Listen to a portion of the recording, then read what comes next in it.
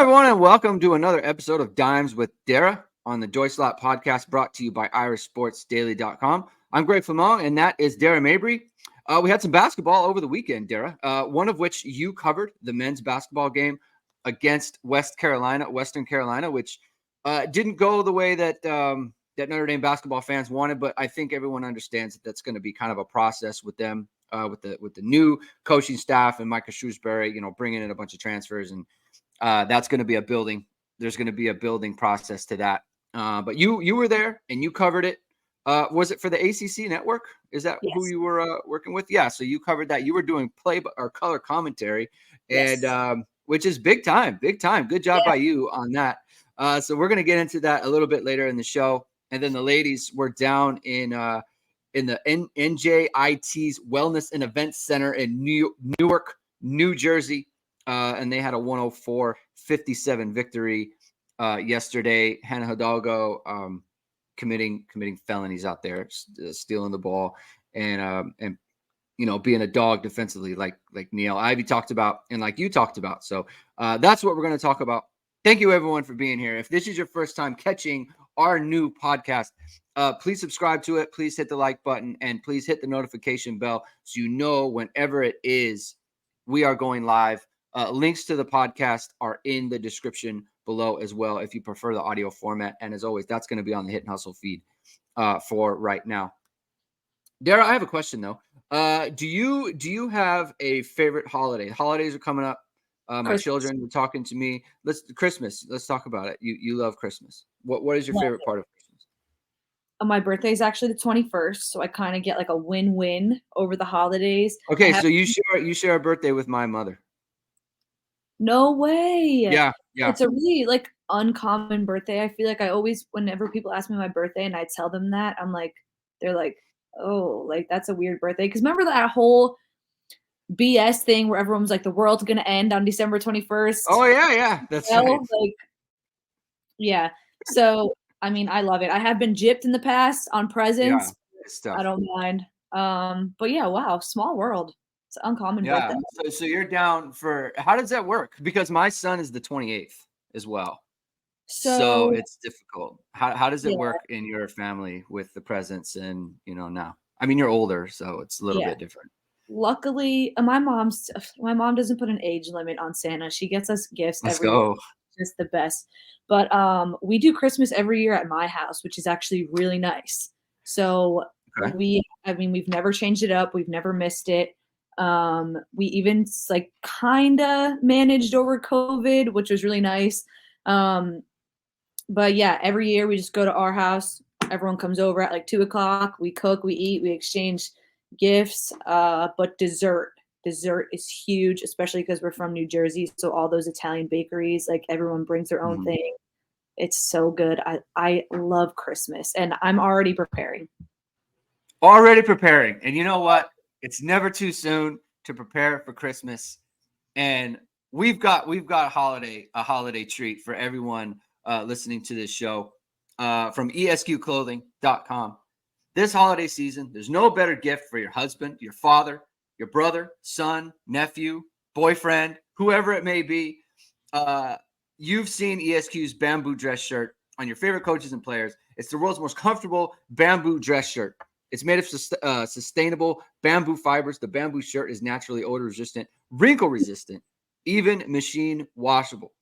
It's also 3 degrees cooler than cotton, so you can sweat it out watching games the remainder of the season. So, it's coming down in the last 2 minutes, Dara, and you know how it is. You're getting all hot. You're getting all stressed out about the game. You start to sweat a little bit. Not an ESQ's bamboo dress shirt. 3 degrees cooler to keep you cool while you're feeling the pressure of the game. Get ahead of the holiday season. Use ISD25 to get 25% off your online purchase at ESQclothing.com or visit God's Chicago showroom to get your perfect custom fit. We've had a lot of testimonials on the website about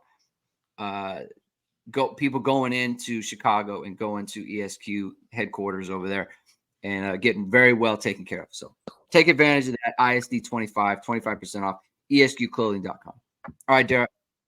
The ladies are at New Jersey Institute of Technology yesterday, the Wellness Center. Let me ask, before we get into the game, maybe you can enlighten us. Why is this an away game? Why is Notre Dame going to this gym and playing there? Why is it not a home game? I think that's normal. Every year on the schedule, you're going to travel to some smaller schools, and then smaller schools will travel to Notre Dame. So I don't know. That's a tricky question to answer why, but I don't know if I had to guess. Sometimes, like when you're a student athlete, you have a homecoming game, or like there'll be ways to like schedule at least a game where like there's a region where players have a lot of people from home come. And it's really nice to make that possible. I don't know if that was on purpose here, but it was a homecoming game for several players on the team, which was really, really cool, including my whole family was there to see my sister. Yeah. Sonia's from New York. Liv and Kylie are from New Jersey. Anna DeWolf has some people there. So it was really nice. They got to eat their pizza and their bagels. Some people got a little taste of New York, New Jersey kind of thing. So it was a really fun trip from what I heard. They got the win, they got good food, and then they got up out of there.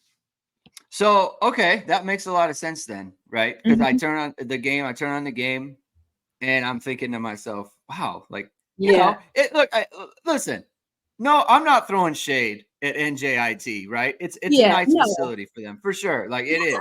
I'm not trying to shade them, but like Notre Dame is a national championship caliber program. Like generally speaking, a team like NJIT would be coming to South Bend.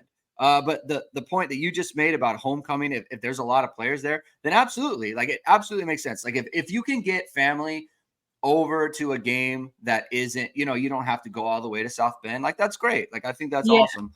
And that would make a lot of sense. And so look, good job by you and your family to be there and to be able to watch and everything. That's very, very cool. The game went, I think, the way a lot of people would have predicted. Notre Dame wins by, what is that? 47. Yeah. So, you know, what's that? I'll never be able to do math on this podcast. I think I don't know. I think that's right. If it's not, then I'll. He said, "What is that?" And I'm just tuned out. Oh, okay. So yeah. So it's Notre Dame, Hannah Hidalgo, 26 points, 12 steals, which tied a record. Tied a record at the University of Notre Dame, held by someone that you know pretty well. Your older sister Marina. Yeah. So she also had 12. She had like 9 with like 2 minutes left, and somehow she pulled off 3. The poor guard from NJIT, Alejandra Zuniga, was just it was one of those situations where it just, please just let her get the ball up the court at some point. Like we do need to have them like run sets. Like right in the first quarter, I want to say she had 5 or 6 steals, which is just like, it's hard to get up the court. You know, she truly is like a badger out there. Like she's just on the ball handler, and it makes it very difficult for teams to get the ball up court. And then Sony Citron, another 26 points on 10 of 11 shooting, which you love, right? Like that's the kind of efficiency that you want to see. But what did you take away from this game, other than just kind of the main 2 that did well for Notre Dame? Yeah, obviously it's nice when you come off of a disappointing loss in Paris against South Carolina. It doesn't matter who you're playing next. It's nice to just get a win. It was nice to win in that fashion. And I think it was good for some other people to step in. Like it was really good for Anna DeWolf to have a good night. I don't think that she had the performance that she wanted against South Carolina. So it was nice to see her get her underneath her feet. It was nice to see Sonia get easier shots in the offense, get shots that she would normally get, and make those that she always normally makes. Because against South Carolina, she missed some ones uncharacteristically. I guess it was just nice to see everybody get in on the fun. Hannah's performance against South Carolina was super dominant. But this was a game for everybody to get back underneath their feet. Nat got in there. Nat had another great game. She brought a spark where in the beginning of the game, NJIT was in it for the most part for the first quarter, which obviously we didn't like to see. But they were battling. You could tell they were competing. They were really hype on the bench, and Nat came in there and was like, you know what? No, I'm gonna get a few rebounds, might pick up a few fouls. But yeah, outside of those fouls, she still brought a toughness, which was really nice to see. I think she, picked up on the New York and New Jersey vibe going home and kind of played into that, which was good. And then good to see Emma get 16 minutes. I know she was out in the exhibition, got her feet wet against South Carolina, and then I think now she's just coming into her role, which was good.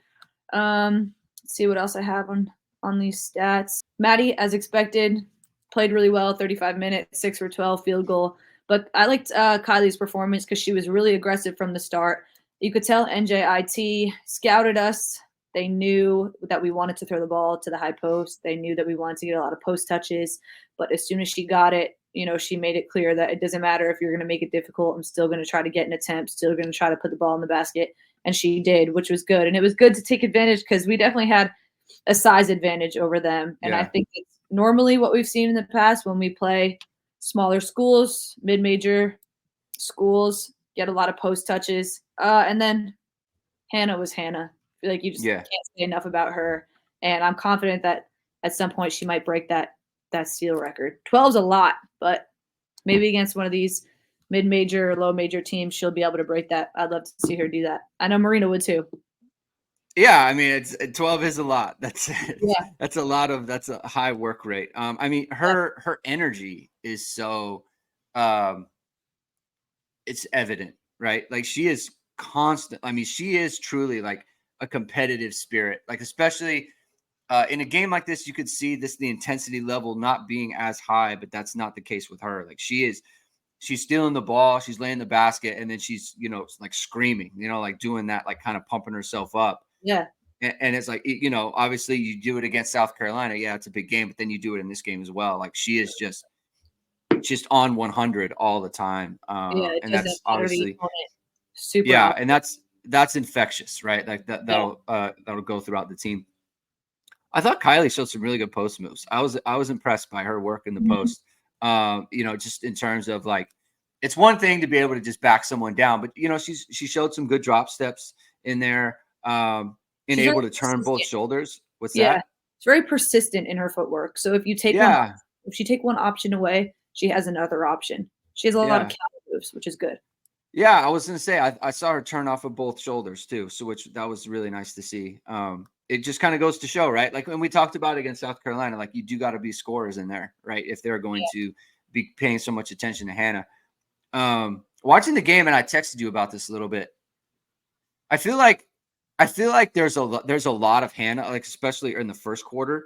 Yeah, there was a lot of her, like just kind of being ball dominant, and it's going to be something that I think the team needs to work through, because you have a player as talented as her, and she probably feels like I can just take this girl. Yeah, like I can take the person who's guarding me. I can go to the basket, and I can create for myself. I do think that they could get bogged down a little bit with that against some of the better teams. So it was nice as the game went on to see like everyone get involved. See Sony really got going in the second quarter there. Yeah. But are you kind of cognizant of, like, they really do, like, I feel like there's a whole different level to Hannah's game as a distributor, kind of playmaker for the other players, that I feel like it was there a little bit against South Carolina, and it wasn't really there in the first quarter of this game, and then that came later on. Yeah. But are you a little bit concerned that, like, against better teams, it's going to be like a little too much scorer Hannah, for lack of a better way to put it, and not enough like playmaking, distributing? Because I do think there's a balance there that needs to be struck.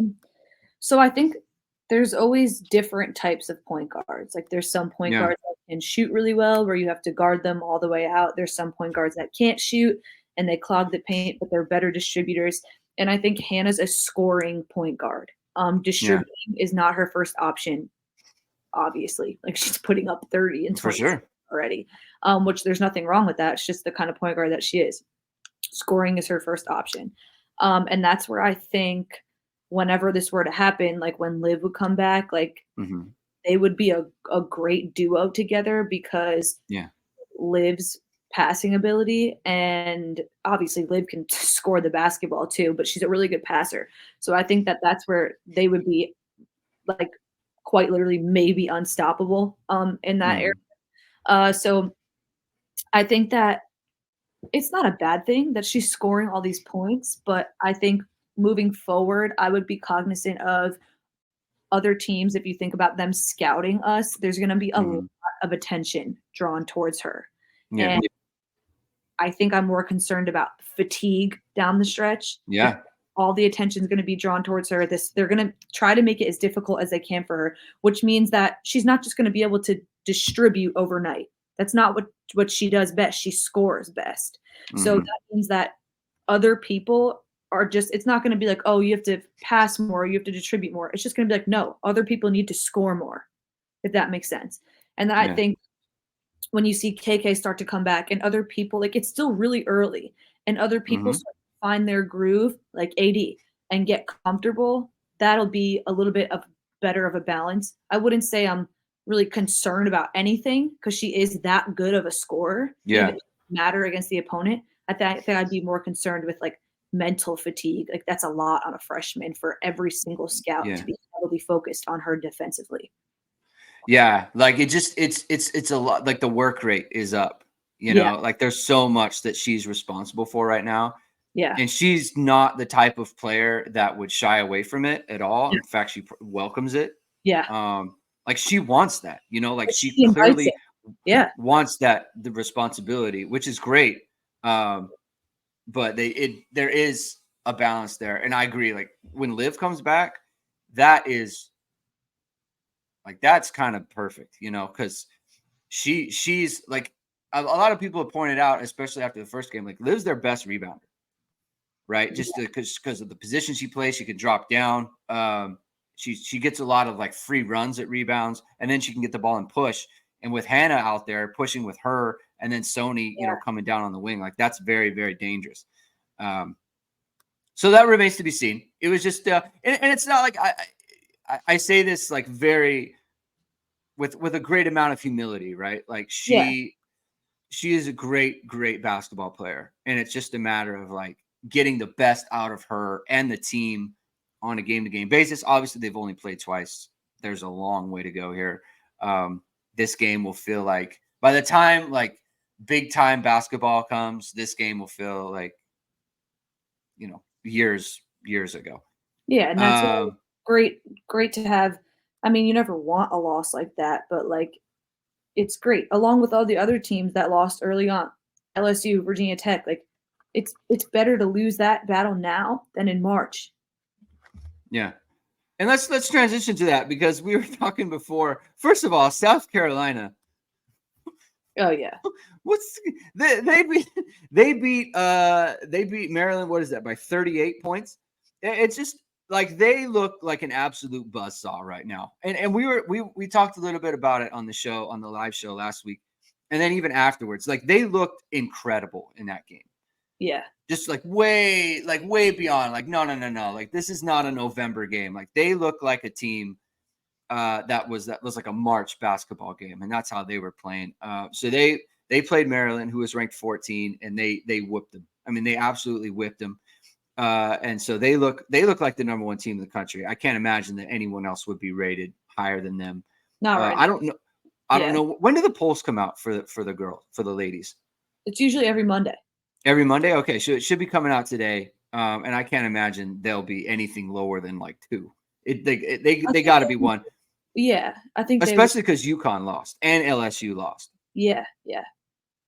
I mean, you could go with Iowa, right? They've looked okay, but no one's looked better than South Carolina has. LSU dropped a game to Colorado.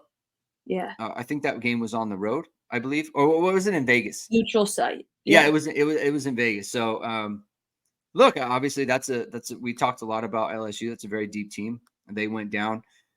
Who else was it? Stanford. They Right. beat Indiana by 32 yesterday. And so there's been some other, UConn goes down to NC State on the road there. Like, what is your takeaway just after like the first, couple games here for the women in the top 25, the top 10? Like, has your mind shifted on the balance of power in women's basketball right now? No, it hasn't Okay. shifted at all. I think we're just seeing some stuff that you usually see in March happen now, like a ton of upsets, but it just goes to show that these rankings don't mean anything. Yeah.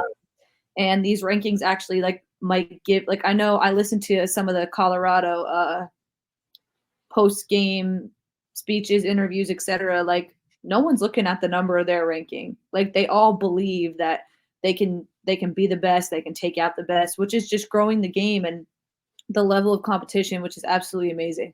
I was a little surprised by the UConn upset.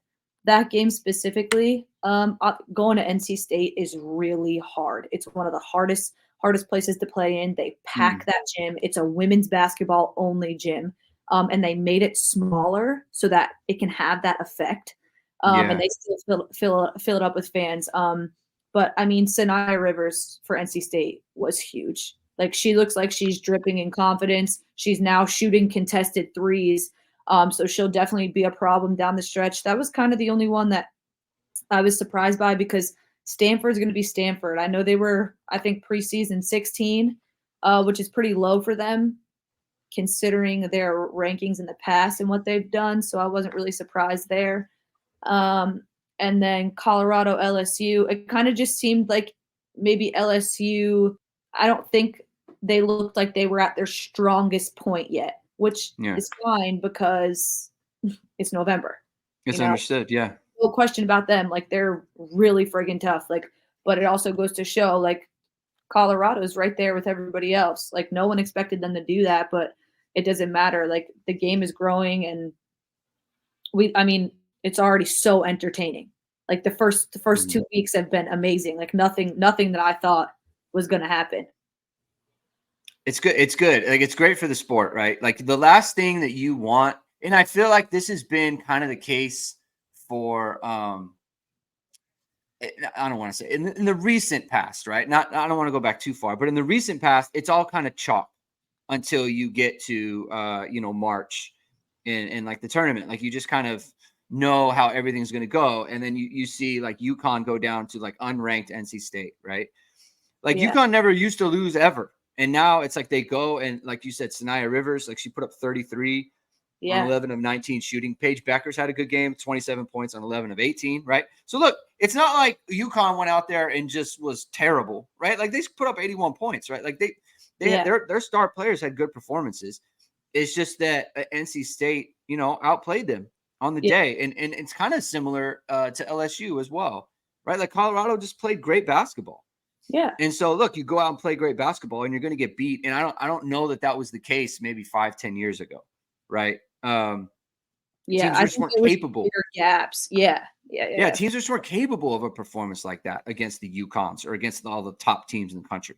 And so that's great for the game, right? Like, it makes people want to, pay attention more. Like you said, like NC State, like 5,500 people fit into their gym. It was at 100%, right? Like, they filled it up. And I think that people don't really understand how loud 5,500 can be. Yeah. Like, I remember during COVID, when the stadiums were half full and everything for the football games. It's like Notre Dame is like 34,000 people. And it's like, oh, like, it holds 70. It's like, yeah, but 34,000 is a lot of people. Like, that can get loud. And especially if the stadium isn't meant to hold that many people. So like, if you're in a gym that's 5,500, it's meant to hold 5,500. Like, that place is going to get very loud, and it's going to be very, like, it's going to be very intimidating.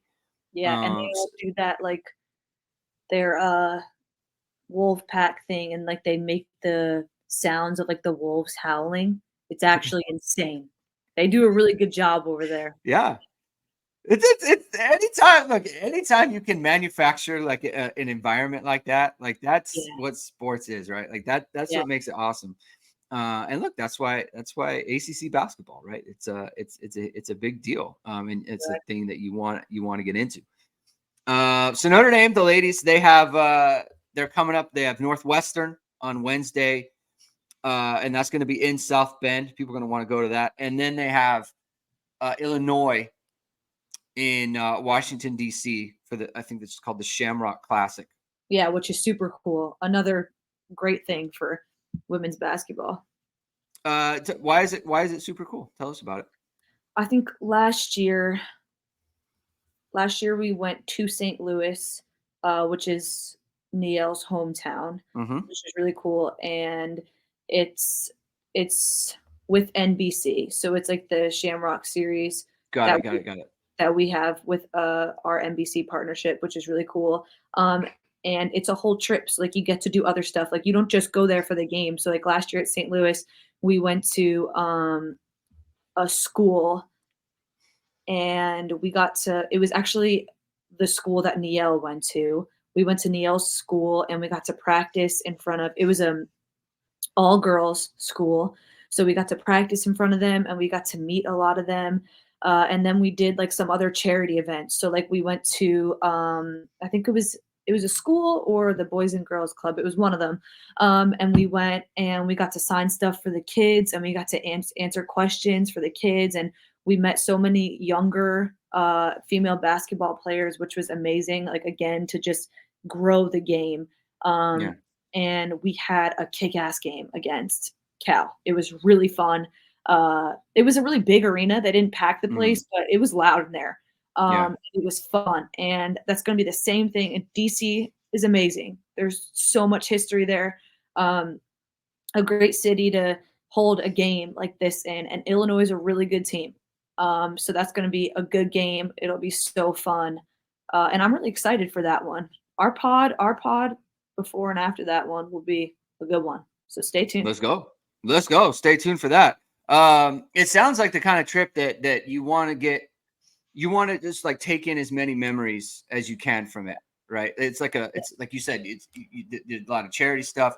You're going to a cool venue in a situation where you know, it's a special thing that you get to do as a Notre Dame basketball player. And so you want to capture those memories. And one of the best ways to capture memories, Dara, is to get good video of it.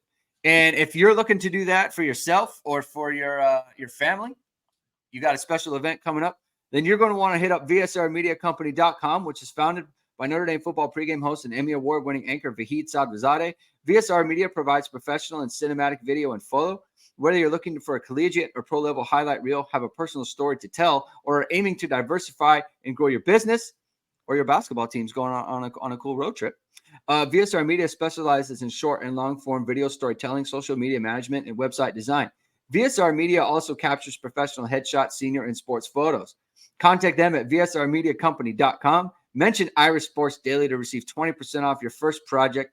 Visit them online or give them a call at 574-800-9106.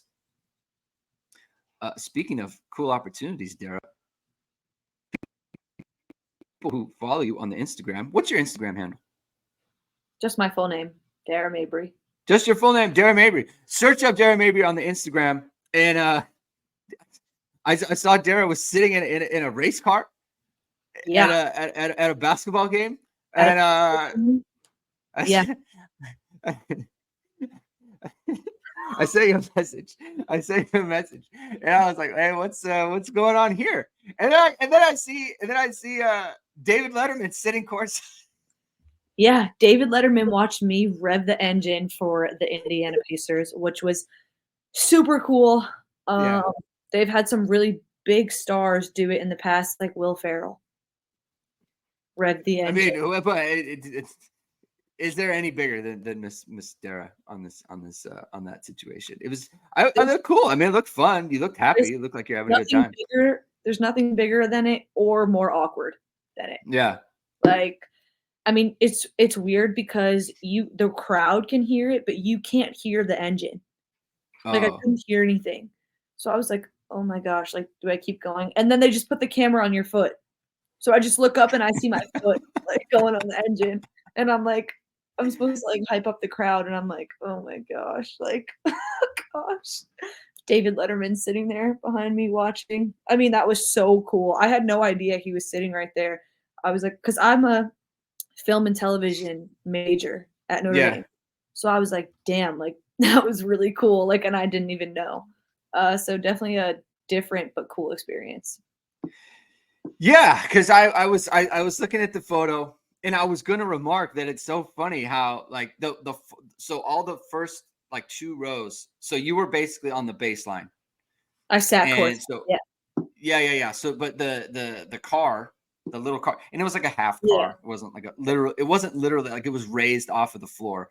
So what the wheels weren't actually touching the floor, but so you're on the baseline, and so on court side and behind the rim there were all these like there was like 2-3 rows of just like older white guys.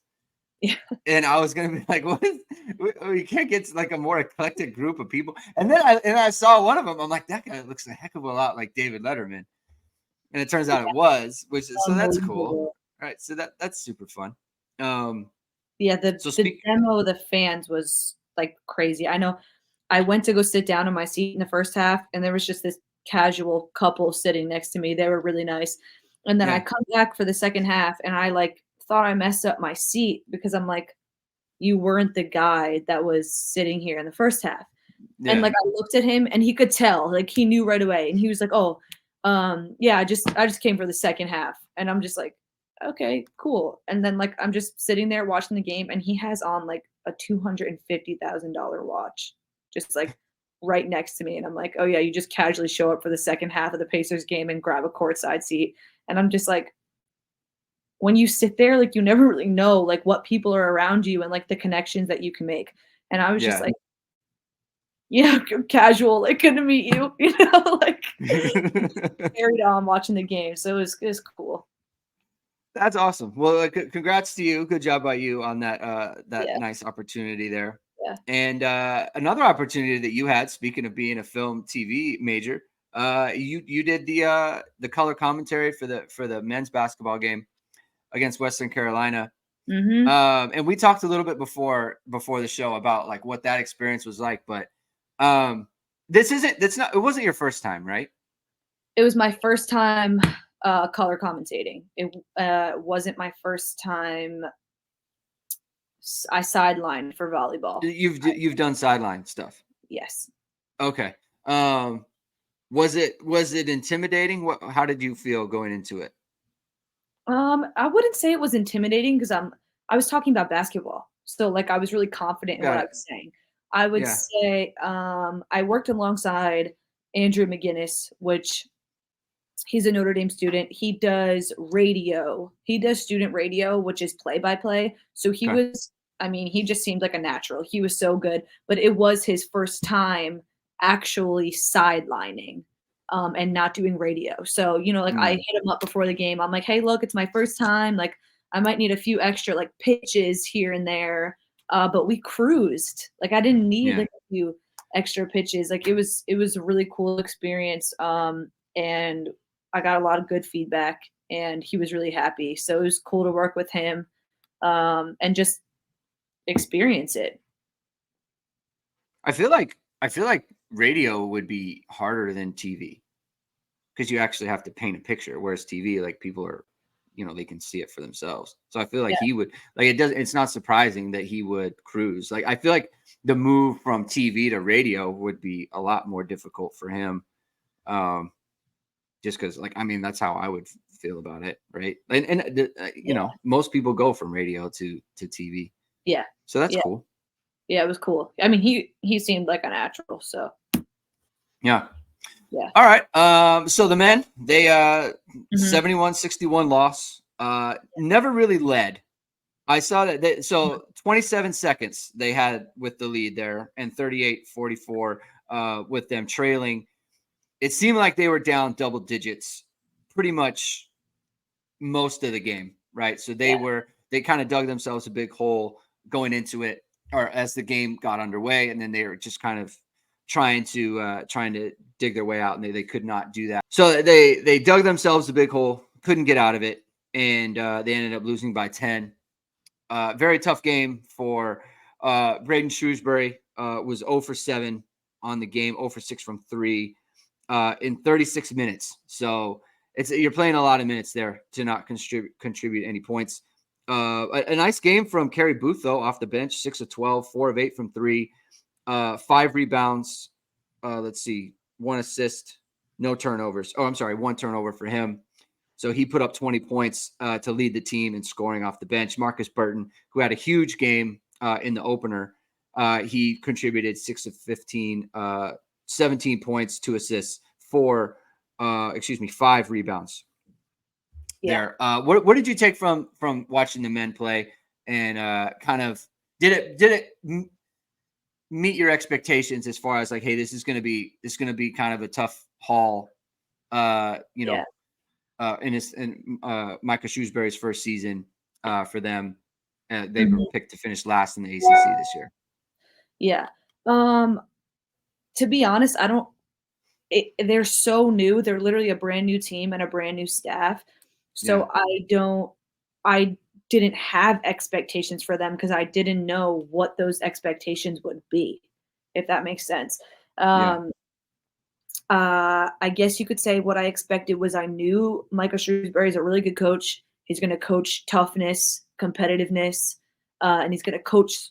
You have no choice but to coach through mistakes with a brand new team and a freshman point guard. So I think I knew what to expect there. I mean, he has a great resume. He's a really good coach. He's experienced. He's worked with the best of the best. When he was at the Celtics and then Purdue before he's at Butler. So really a good experienced coach. I knew what to expect there. But as for the players, I think at this point, you know what you're going to get out of Marcus Burton. He's really good. He's going to produce every night. He will have growing pains because once again, I mean, it's the same thing that we've been talking about with having a freshman point guard. You just have to learn some things through experience, unfortunately. Like I said before, there's some mistakes that you'll make and then you'll never make again, but you have to make them in order to learn. I think Braden Shrewsbury played 36 minutes because he's really smart and he's a really good player. Although the shooting percentage is probably not what he wanted, he's being left out there for a reason. I think from what I saw when I was calling the game was shot selection. So he took a deep one early and missed it.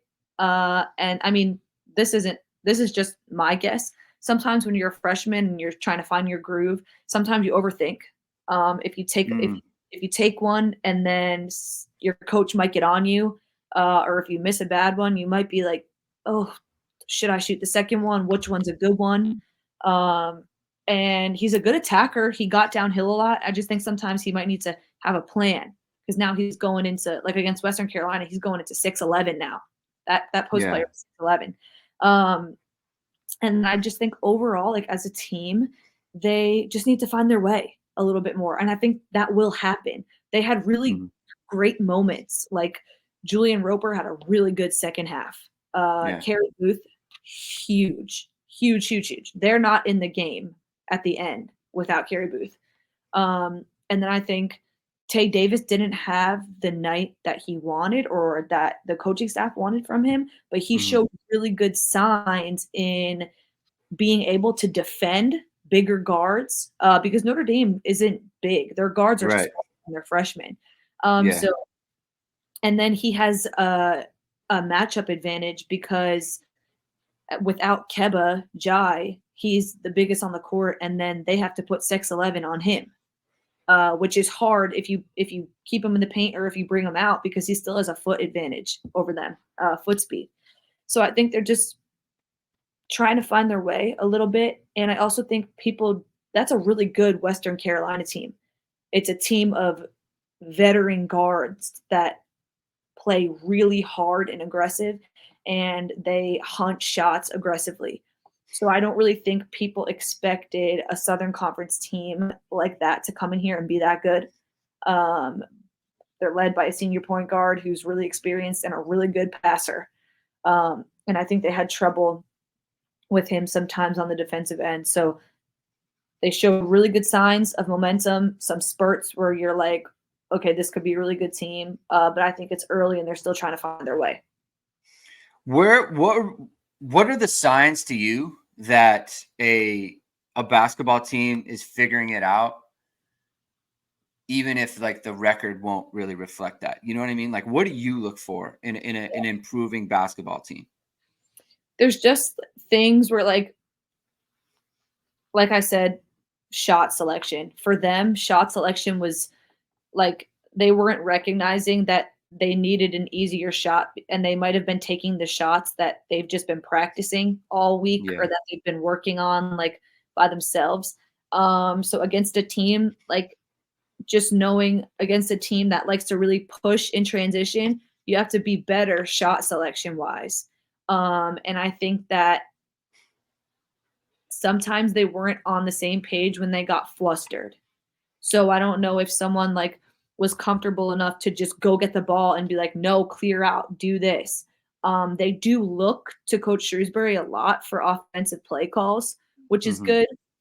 But I think that was another growing pain, which is just like you need someone to be able to know exactly what to run and when to run it. And then just role play, I feel like I said, I mean, you could use Braden for an example. He's a freshman, but it was obvious he's still trying to figure things out offensively, which is new. It's a new stage. And then just playing together. So I think if you compare, like, this is a hard comparison, but when Prentice Hub was the point guard and he was with Mike Bray's group, you could tell there was like a little bit more chemistry. For example, of like when I was just going to say the curse word, when stuff hits the fan, there's that calming presence. There's that calming factor. And not always necessarily like telling the team, okay, calm down, but going to get the ball and making the right play. So yeah, I mean, they're all learning a new offense and defense. Yeah. So that's really hard. And if I had to guess, it's probably not going to see a lot of that this year. When you say shot selection, you know, as you were, because I didn't really think of it like this, like whenever I played, but obviously college is much different than my high school experience. I do feel like, and tell me if this is true, I feel like there could be a situation out there where when you're inexperienced, like you said, and you're not used to running your sets, and you're not, because I assume every set has like levels to it, options. Right? Yep. Right. Like you're like, if this option doesn't work, then we continue the set on and on and on. And I feel like there's like a lack of patience, or I don't want to say there could be a lack of patience in like, hey, this set, like this original set isn't where we're getting the best shot. Let's keep running it and be patient, because we will eventually get to a much better shot, you know, maybe later in the shot clock. Whereas a younger team is like, hey, we ran the set. This shot that it produced isn't really the best, but I'm going to shoot it anyway, because I don't really know if we're going to keep running. You know, like if we keep going, are we going to get to a better set? So I'm just going to put one up because this is what the play call was. Like, is that kind of the what you're talking about with like early, like making poor shot selection decisions? Yeah, exactly. And you also have a lot of freshmen out there. So you could combine like inexperience along with just playing with new people. And playing with new people is hard, no matter if you're a freshman or a senior. How much does it matter, like a coach, like emphasizing defense? It's like huge. So is how much of defense in basketball is truly just a choice? Yeah, I mean, you could identify yourself as an offensive team or a defensive team. And I think that does start with a coaching staff. It also just might be what you're good at. So like you could have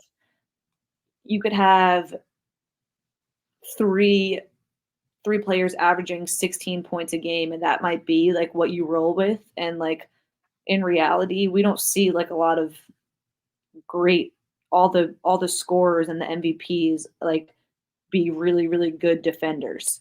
Yeah. So it might just be what you're good at.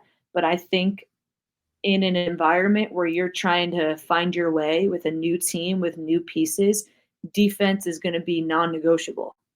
You know, you got to, because like you said, defense is a choice for the coaches. It's also a choice for a player, you know, Yeah. to not take plays off on defense. Like you might be running back on defense and guarding the worst player on the court, but like you still have to be in help. You can't hide on defense. Right. Right. So I would say it's a choice, yeah, by the coaches, but also by the players. And I think that like it's a really good thing to emphasize defense with a new team, because then you just while you're still trying to figure everything else out, you know, okay, this is what's gonna have to happen on defense. How hard is it to? Let me ask this about a different way. How much does focusing on offense affect your defensive mindset? Well, like if you take Notre Dame women's basketball, for example, like we want to get to transition.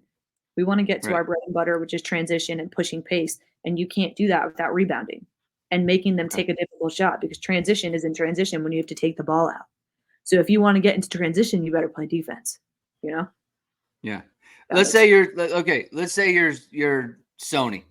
Okay. Mm-hmm. And she goes from Dara's bringing the ball up. And if she's not bringing the ball up, then Liv is bringing the ball up. And I'm, my shooting guard. They're creating for me. And I have my open shot opportunities, or, my offensive game. My offensive game is very, I understand where everything's coming from in that scenario. Dara goes down, Liv goes down. I have to bring the ball up all the time. For her, how hard is that then? How much is that going to take away from her defensive mindset? Because that's something in basketball where I think a lot of people just talking to people, right? Like about the game is, it's like, why is this player bad defensively? Like it's a decision, like I don't think people understand how much one has to do with the other. And so, I'm kind of one of those people, to be honest with you. So like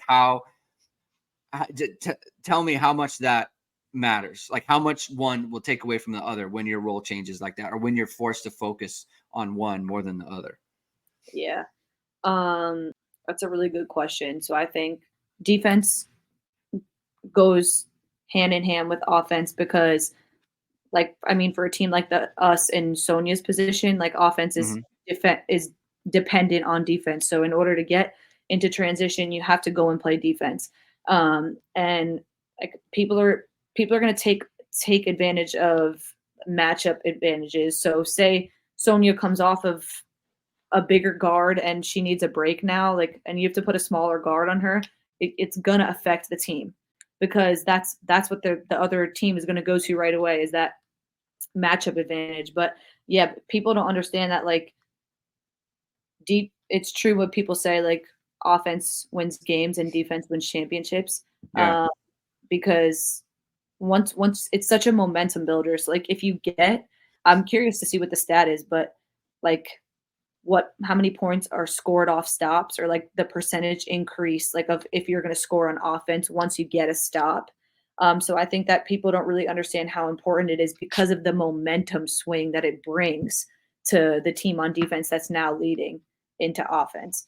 But for a player like Sonia, like her job unfortunately didn't change at all when me and Liv went down. She had to step up and then continue to guard the best player, and then bring the ball down the court, because like I said, it's just matchup advantages that any good coach is going to recognize once things change on defense. And then it's just important because it affects the game. So like if you put a slower defender into the game, you might have to go zone immediately, because like I said, people are just going to attack matchup advantages that might happen throughout the game.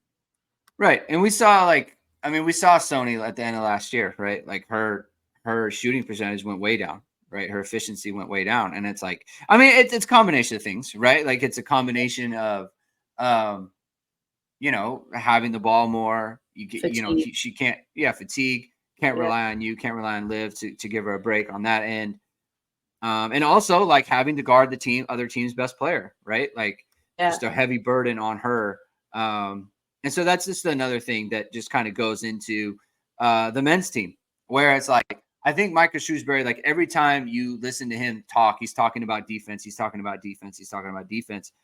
But that leaves the offensive side of it. That's going to be a little bit shaky.